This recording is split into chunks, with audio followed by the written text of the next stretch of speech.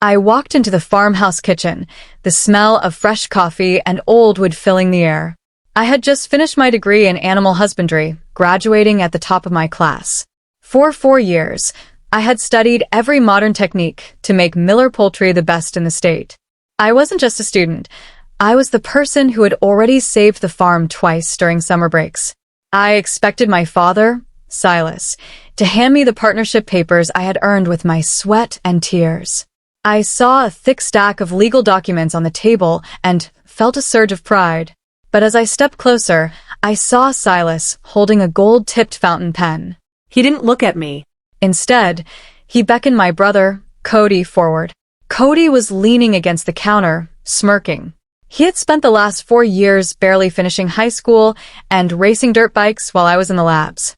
With a flourish, Silas signed the bottom of the deed and handed the pen to Cody.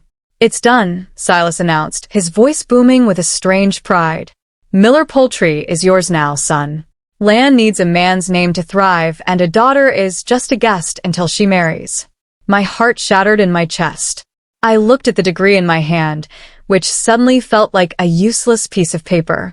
I had revolutionized their biosecurity and improved their feed ratios, yet I was being pushed aside for a boy who couldn't tell a broiler from a layer. Silas finally looked at me, his eyes cold and traditional. "Don't look so sour, Rachael," he said dismissively. "You've got the schooling, so you'll stay on to help. You will be working under Cody starting Monday."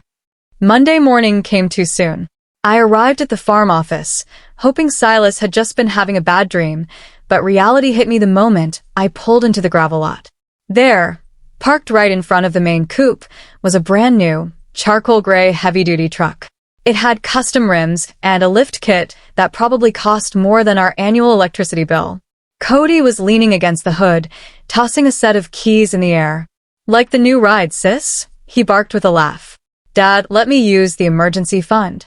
He said the face of a company needs to look successful. I felt a wave of nausea. That emergency fund was meant for bird flu outbreaks or equipment failure, not for a 20-year-old's ego. I tried to walk past him to the office to start the weekly nutrient logs, but Cody stepped in my way.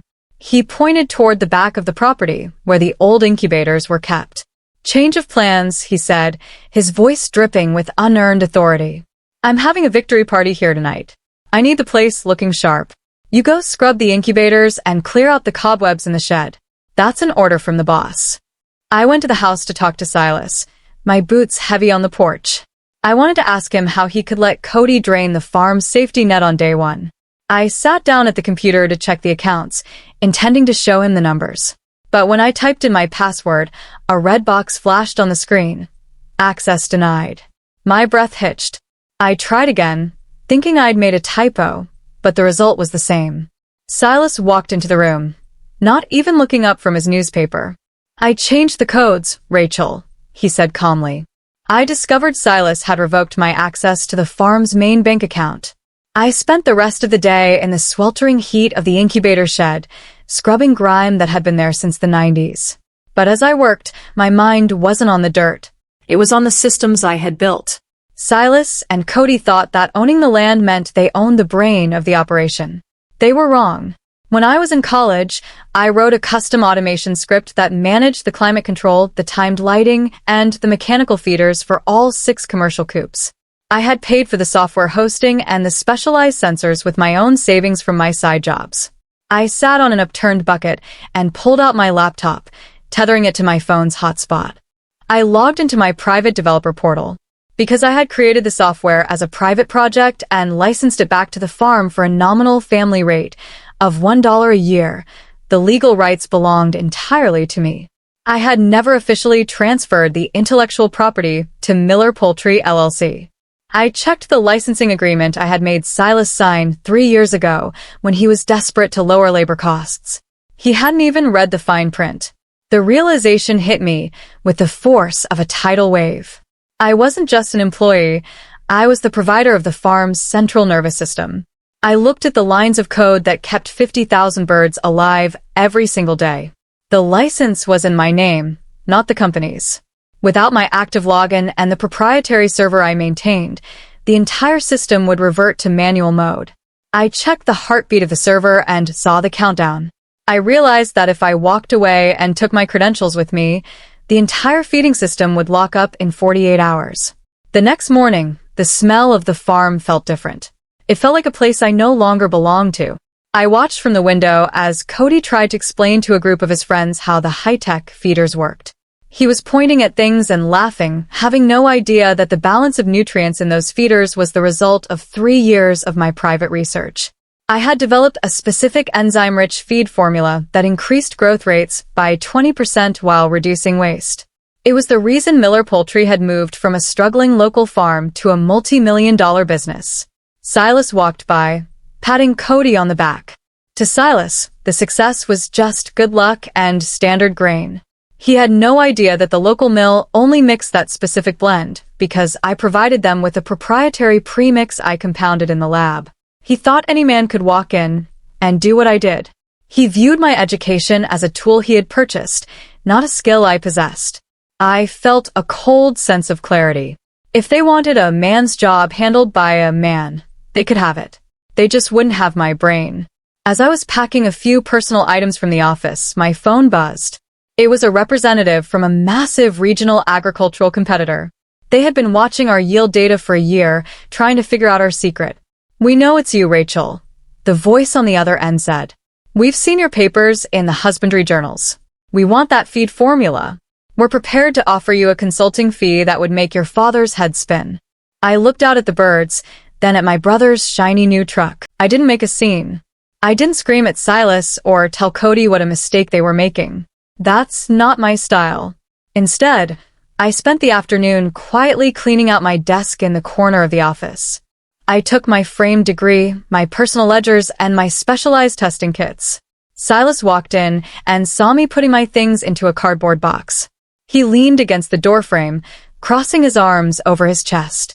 He looked smug, like he had finally put me in my place and was waiting for me to apologize for being difficult.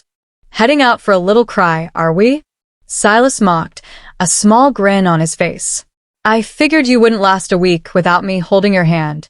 Go ahead, take a vacation.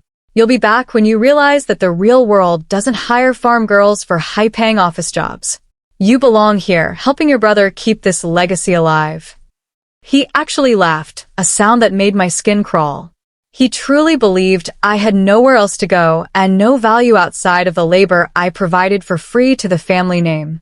I didn't answer him. I just taped up the box and picked it up. As I walked toward the door, I stopped and placed a single, crisp white envelope on his desk. Silas didn't even pick it up. He just glanced at it and chuckled. "Is that your little 2-week notice? Save the paper, Rachael. I know you'll be back by Monday." I kept walking, my heart thumping with a mixture of fear and excitement. He didn't realize that the letter wasn't a standard resignation. Rachael hands him a letter, not a resignation, but a notice of copyright reclamation. I spent the next 2 days in a cheap motel 10 miles away, watching the clock. I knew exactly what was happening at Miller Poultry. At exactly 10 a.m. on the second day, the automated license for the farm's climate and feeding software reached its expiration. My server sent a final ping to the farm's control hub. When the hub couldn't provide a renewed authentication token for me, the security protocols kicked in. The screen in the farm office would have turned bright red, displaying a subscription expired message and locking all remote access. Back at the farm, chaos was erupting. The automated climate control system, which kept the brooder houses at a precise 92 degrees, shut down and reverted to the factory default of 60 degrees. The mechanical feeders, which dispense the custom mix every 4 hours, simply stopped moving. Cody, who had been busy showing off his new truck to a local girl, would have walked into a silent barn. He had never even looked at the manual override levers, let alone knew how to calculate the manual feed weight for 50,000 hungry birds. Cody didn't know how to handle the pressure. He probably tried to press every button on the console, only making the system lock up further. By noon, the silence of the machinery was replaced by the frantic chirping of thousands of cold, hungry chicks. Cody had no idea how to override the manual bypass because I was the only one who had ever performed the maintenance. Without the software's guidance, he was blind. I looked at the weather app on my phone, and saw a heat wave hitting. The temperature in the brooder house starts to climb, threatening the entire new brood. The phone started ringing at 1 p.m. It was Silas. I let it go to voicemail. Then he called again. And again. Finally, on the sixth attempt, I picked up. The voice on the other end wasn't the smug, confident man who had disowned me 3 days ago. It was a man on the edge of a heart attack. Rachael. What did you do to the computers? He screamed so loud I had to hold the phone away from my ear. Everything is locked. The birds are panting, the feeders won't budge, and Cody is losing his mind. Get over here and fix the computer right now. I took a slow sip of water, staying perfectly calm. I didn't do anything to the computers, Dad. I replied evenly. I simply stopped providing my personal software to a company I no longer work for. As I stated in my letter, the copyright for that system belongs to me. Since Miller Poultry decided it didn't need my services, I decided Miller Poultry didn't need my technology either. I could hear Cody shouting in the background about restarting the router. It was almost pathetic how little they understood the work I had put in. Silas let out a growl of frustration. I don't care about your copyright nonsense. This is a family farm. You're sabotaging your own brother. I reminded him that Cody was the boss, now, and that surely a man with his natural leadership could figure out how to manually ventilate a commercial coop. Silas's voice turned dangerous. He told me that if I didn't unlock the system in the next hour, he would call the sheriff. I calmly explained that the software subscription had expired and my personal rates for consulting had gone up. Silas threatens to sue her for sabotage. An hour later, I wasn't surprised to receive an email, but it wasn't from the sheriff. It was a formal-looking letter from a local lawyer my father used for property disputes. It was filled with big words like tortious interference and willful destruction of property. I didn't panic. I called my best friend from college, a woman named Monica, who had specialized in agricultural law. She had been waiting for my call. We had spent the previous night reviewing every document I had ever signed at the farm. Monica laughed when she read the threat from Silas's lawyer. They have nothing, Rachael, Monica told me over the phone. You have the receipts for the server costs. You have the original code timestamps from your university days. And most importantly, you have that family rate contract Silas signed that explicitly states the software remains the property of the developer. Monica spent 30 minutes drafting a response that was so sharp it could cut paper. She sent Silas a formal cease and desist, informing him that any attempt to bypass my security would be considered a federal cybercrime under the DMCA.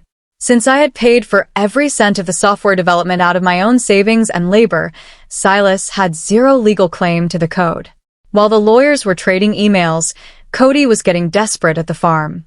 He thought he could outsmart the system by hard resetting the mains. The loss of the breeding records was a death blow to the farm's long-term value, but the short-term problems were even worse.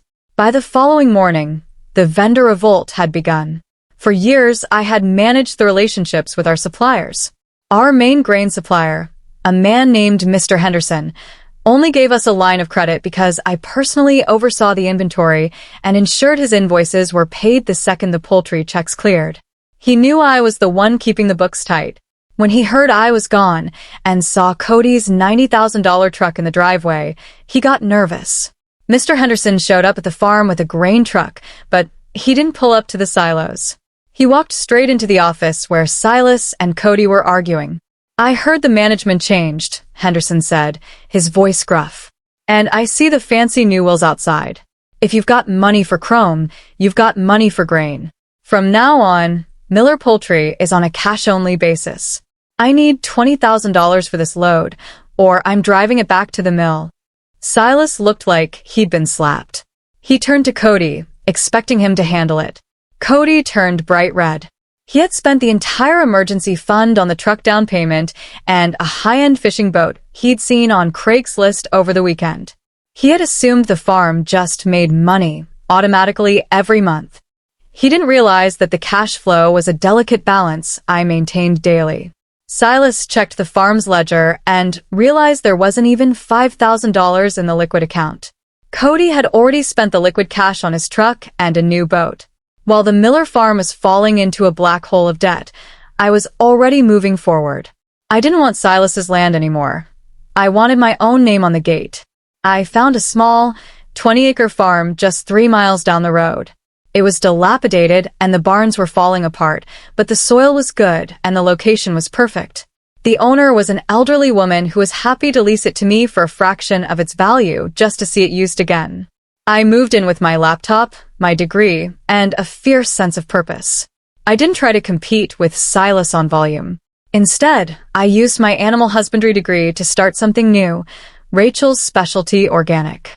I focused on high-end, pasture-raised birds with 0 antibiotics, the kind of product that 5-star restaurants in the city were desperate for.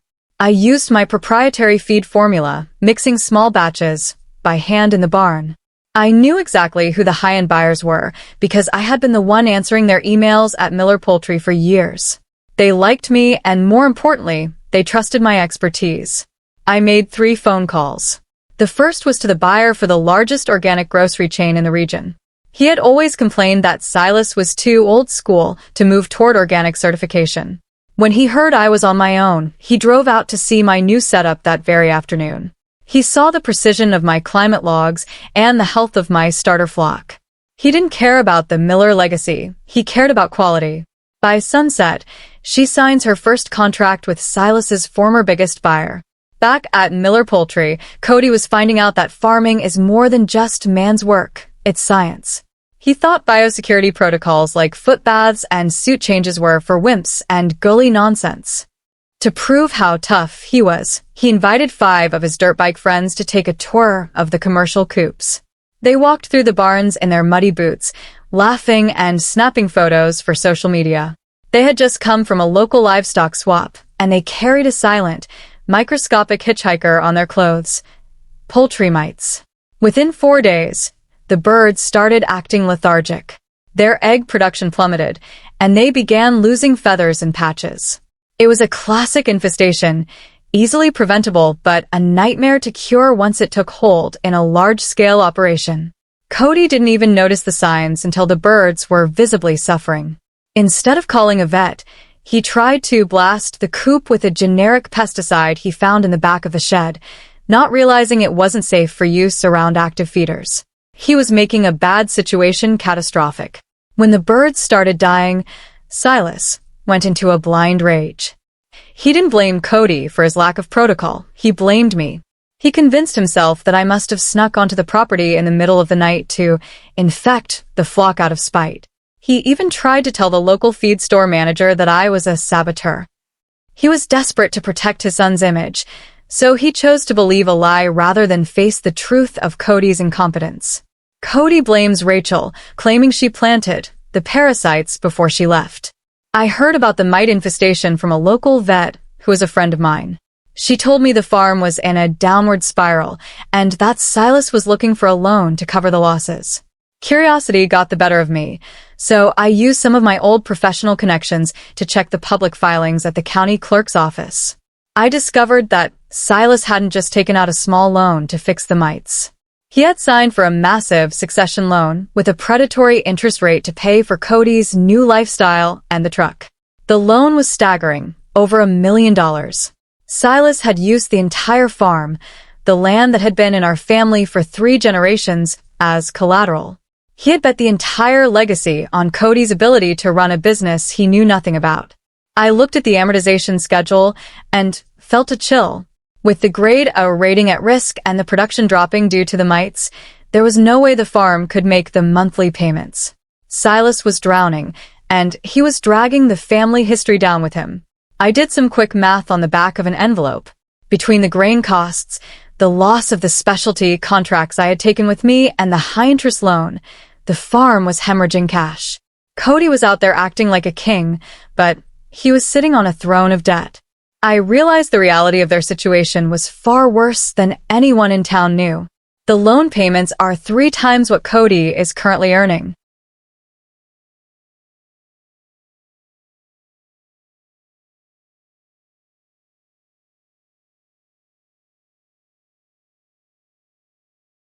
A week later, Silas did something I never expected. He invited me to the farmhouse for a peace dinner. I knew it was a trap, but I wanted to see the look in his eyes. When I arrived, the house felt cold and tense. Cody wasn't smirking anymore. He looked gray and exhausted. Silas had prepared a roast chicken dinner and was acting strangely remorseful. He talked about family values and how blood is thicker than water. He even admitted that maybe he had been a bit hasty with the management change. "Rachael, I want you to come home," Silas said, his voice cracking with fake emotion. "I've talked it over with Cody. We want to offer you the position of head operations manager. You'll have a small raise, and you'll have full control over the technical side again. You can fix the mites, get the computers back online, and we can be a team." He slid a folder across the table toward me. "I just need you to sign these updated employment papers so we can get everything legalized and move forward as a family." I opened the folder, but I didn't look at the salary line. I looked at the miscellaneous clauses at the back. My stomach turned. Hidden in the legal jargon was a paragraph that stated all intellectual property, past and future, developed by the operations manager, would become the exclusive property of Miller Poultry, LLC. He wasn't asking for my help. He was trying to steal my feed formula to pay off his debt. Rachael realizes Silas is actually trying to get her to sign a document that retroactively gives him the rights to her feed formula. I closed the folder and pushed it back across the table. The peace dinner was over. I looked Silas directly in the eyes and saw the desperation hidden behind his traditional mask. "No, Dad," I said firmly. "I'm not coming back to be an assistant to a man who doesn't respect the work. And I'm certainly not giving you my patents just to bail Cody out of his bad decisions." Cody slammed his fist on the table, his face turning a dark shade of purple. "You're just being a spiteful brat," he yelled. "This is our family's life you're playing with." I stood up, grabbing my keys. "I'm not playing with anything, Cody. I'm running a successful business of my own. If the farm is failing, it's because you don't know how to run it." I turned back to Silas, who was trembling with rage. I told him that Cody was the man of the house, now, and that as the owner of the deed, he should be man enough to handle a few mites and a grain bill without begging his daughter for a handout. The mask of the kind father finally slipped off Silas's face. He stood up and pointed a shaking finger at the door. He called me names I won't repeat, his voice echoing through the farmhouse. He told me I was dead to him and that he regretted ever spending a dime on my education. He said I was a cold-hearted snake and that I had always been an ungrateful mistake. I walked out into the night, the sound of his shouting fading behind me. I felt a strange sense of relief. The final bridge had been burned, and for the first time, I felt completely free. Silas loses his temper and tells Rachael she was always an ungrateful mistake. The following Monday, the Miller Poultry brand took another massive hit. I was working in my new barn when a truck pulled up. It wasn't a customer. It was the 3 lead farmhands from my father's farm, men who had worked for Silas for over a decade. They looked defeated. These were the men I had personally trained in modern biosecurity and bird health. They told me that Cody had been treating them like servants, ignoring their safety concerns, and had even tried to dock their pay to cover the cost of his new boat. "We can't do it anymore, Rachael," the oldest one, Pete, said. "He's going to get someone hurt, or he's going to kill the whole flock with those chemicals he's spraying. Silas won't listen to us. He just says Cody is the boss, and we have to follow orders." They told me they had all quit that morning. Without them, Miller Poultry had no skilled labor left. Silas and Cody were now alone on a multi-million-dollar farm with 50,000 sick birds and zero knowledge of how to treat them. I looked at my own growing operation. I needed help, and I knew these men were the best in the business. They didn't care that I was a woman, they cared that I knew what I was doing and that I treated them with respect. I offered them jobs on the spot, matching their old pay and giving them a stake in my new, regenerative model. They started work 10 minutes later. All 3 farmhands show up at Rachael's new farm, asking for jobs. The loss of the skilled staff was the tipping point. Without Pete and the others to catch the errors, the farm's health standards collapsed. A week later, a USDA inspector showed up for a random check. It wasn't random, of course. The high mortality rate at the farm had triggered an automatic red flag in the system. The inspector found the mite infestation, the unauthorized pesticide use, and the lack of proper breeding records. He was horrified by the state of the coops Cody had been managing. The report was scathing. Because Cody had missed 3 mandatory health inspections and failed to maintain the biosecurity logs I used to keep, the USDA had no choice but to take drastic action. They issued a notice of suspension. Miller Poultry's Grade A rating, the very thing that allowed them to sell to the big supermarket chains, was revoked. The farm was effectively blacklisted from the high-value market. They were no longer allowed to sell birds for human consumption through their regular channels. Silas and Cody were devastated. They had tens of thousands of birds ready for market, but no one to buy them. The only places that would take birds from a suspended farm were the rendered meat plants, factories that turned livestock into pet food or fertilizer. Instead of the premium price they had banked on to pay the succession loan, they were being offered pennies on the pound. They can no longer sell to grocery stores, only to rendered meat plants for pennies. The financial walls were closing in on Silas. With the Grade A rating gone and the income from the birds barely covering the cost of the electricity to keep the lights on, the bank finally lost patience. One morning, a black sedan pulled into the Miller driveway. It wasn't a lawyer this time. It was a senior loan officer from the bank that held the succession loan. He didn't come to negotiate. He came to deliver a notice of acceleration. Because the value of the farm, the collateral for the $1 million loan, had plummeted due to the USDA suspension and the loss of the Miller Poultry brand reputation, the bank determined that the loan was at risk. I watched from the road as the loan officer left. Silas looked like a ghost, standing on the porch of the house his grandfather had built. He had 60 days to find over $1 million, or the bank would take the land. He had no more assets to sell, no more credit to tap, and no daughter left to save him. The legacy he had tried to protect by giving it to a man was being taken away by a bank. Silas has 60 days to pay $1.2 million or lose the land. But then, the story took a darker twist. I heard through a local real estate agent that Silas was trying a Hail Mary move to save the farmhouse. He hadn't told anyone, but a month ago, he had quietly sold a 20% stake in the farm to a man named Mr. Vance. Vance was a local developer known for buying up struggling farmland and repurposing it. Silas had lied to Cody and me, saying he had found a silent partner in the poultry industry. In reality, he had invited a shark into the pond. Vance didn't care about birds, and he certainly didn't care about the Miller legacy. He had seen the succession loan filing and knew Silas was desperate. He had provided the initial cash for Cody's truck and boat in exchange for that 20% stake, but he had included a right of first refusal and a buyout clause that triggered if the farm ever lost its agricultural rating. Vance had been waiting for Cody to fail from the very beginning. I realized that Vance's plan was never to help Silas. He wanted the land for a different reason. The farm was located right next to the new highway extension. To a developer, that land was worth more as a commercial hub than as a poultry farm. Silas had thought he was saving his son's future, but he had actually signed a deal with the man who wanted to destroy it. The developer wants to turn the farm into a strip mall, not a poultry operation. The developer, Mr. Vance, didn't wait for the 60-day bank deadline to pass. He knew Cody had also signed a secondary management agreement in exchange for the cash for his boat. Cody, in his typical arrogance, hadn't read the clause that required him to maintain a positive net worth for the LLC. The moment the USDA suspension hit, Cody defaulted on that private agreement. Vance used this default to trigger a forced liquidation of the company assets. Machinery started being hauled away. The brand new truck Cody loved so much was repossessed by Vance's crew. Silas tried to stop them, screaming that they were family partners, but Vance just showed him the contract.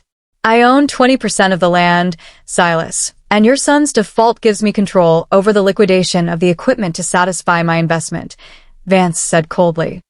He didn't even look up from his clipboard. He was already marking out where the new parking lot would go. Silas finally realized the magnitude of his mistake. By trying to keep the farm in a man's name, he had handed it over to a man who had no honor. He watched as the barns I had modernized were prepped for demolition. His legacy wasn't going to be a thriving farm for his son. It was going to be a sea of concrete and neon signs. He sat on the porch and watched the surveyors drive stakes into the soil. Silas realizes his legacy is about to be paved over with asphalt. I knew I had to act. I didn't want the land to become a strip mall, and I didn't want my grandmother's house to be torn down. I spent a week in the city, meeting with my own investors and the competitor who had offered to buy my feed formula. I made them a different deal. Instead of a one-time payment, I wanted them to back a restoration acquisition. I showed them my own farm's success and the evidence I had gathered about Silas's original loan application. As I was digging through the documents for the acquisition, I found the smoking gun. Silas had been so desperate for the succession loan that he had lied on the federal application. He had claimed that the Miller Poultry Automation Suite and the proprietary growth formula were wholly owned assets of the farm. He had used my intellectual property as collateral to get the $1 million, even though he knew he didn't own them. This wasn't just a mistake, it was bank fraud. I held the power to end Silas's legal career and put him in a cage.